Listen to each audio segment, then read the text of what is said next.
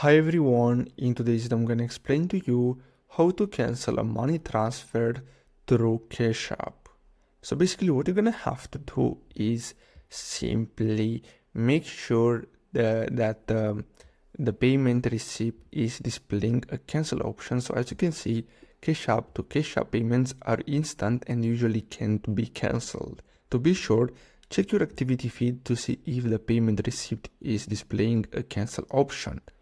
The recipient can also refund your payment. So what you're gonna have to do is simply ask them to tap the activity tab on their Cash App home screen, then select the payment in question, then tap the three dots and then simply select the refund and press OK. And finally, you can use the request button on your Cash App home screen to ask for the funds back. So basically that's all you have to do in order to cancel a money transfer through Cash App. I really hope you found this video helpful. Don't forget to like and subscribe. Thanks for watching.